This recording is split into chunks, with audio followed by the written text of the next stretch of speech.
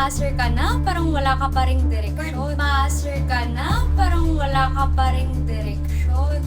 Hi guys! Alam niyo namang lahat, the Fishboard Athena page started with a goal to guide future RFPs or board takers. Pero hayaan niyo ako to share my experiences beyond the board. So last time, nag-jump in ako sa trend, yung I'm kind of busy na trend, pero nilagyan ko ng twist na yung top-notcher pero wala sa government.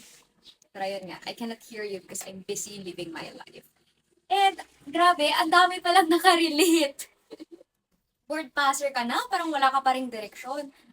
Grabe, ito talaga yung parang marami talagang nakaka-relate. Board passer pero hirap makapasok sa government or nagtatrabaho pero hindi naman sa field ng pinag-aralan. But here's the real talk. If you're a new passer or a fresh grad, hindi ka pa naman breadwinner, wala pang mabigat na responsibilities, at hindi pa pinipressure ng family mo, then this is your sign, guys, to pause. Huminga ka muna, mag-reflect, magpahinga ka. Kasi, once you have started working, tuloy-tuloy na yan. Sorry. Ito yung isa sa mga pinakahuling pagkakataon na pwede kang maging tambay without the guilt. So habang nagpapahinga ka, apply ka rin. Send out resumes, explore your options. Kasi ngayon lang yung panahon na may freedom ka pang mamili ng direksyon. And always remember, hindi naman sa binabox mo kayo, pero most of the time, yung first job mo sets the path of your career. Pero, bago yan, dagdagan natin ang kape para magising tayo sa katotohanan. Kung breadwinner ka, may mga binubuhay, may bills na nag-aantay, your family is depending on you, that's a different story. Di ka pwedeng maging choosy because you need money, you need income. And honestly, wala namang nakakahiya kung tatanggap ka ng trabaho kahit hindi mo to field, kahit hindi mo to profession.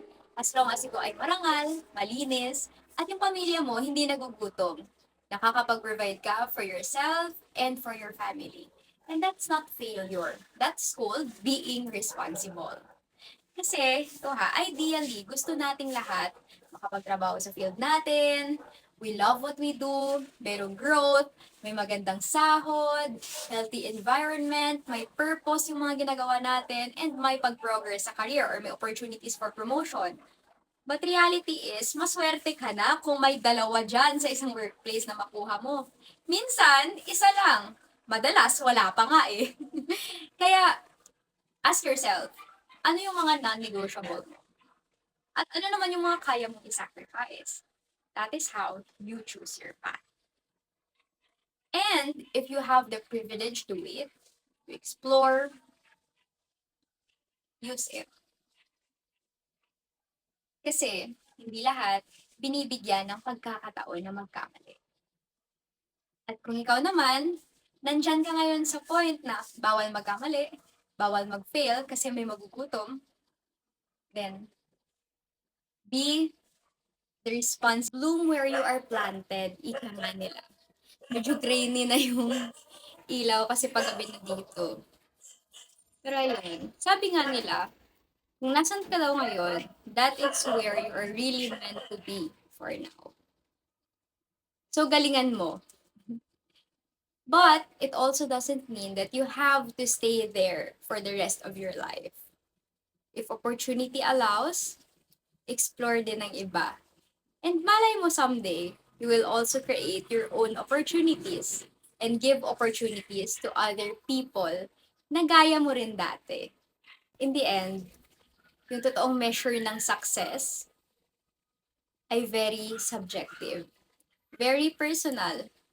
Kung masaya ka sa buhay na meron ka ngayon, at kung contented ka kung ano ang mayroon ka, then that is already success. By the way, yung iniinom ko is coconut coffee, usong-uso ngayon sa Facebook. Yung ginamit ko dito, fresh buko juice, galing sa coconut tree namin mismo. Tapos, Robusta blend na Negros coffee and mascovado sugar yung sweetener natin. O, diba? All natural.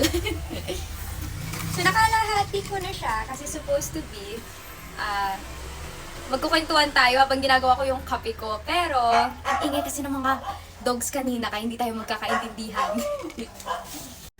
In fairness, masarap naman siya at refreshing. Hindi siya weird.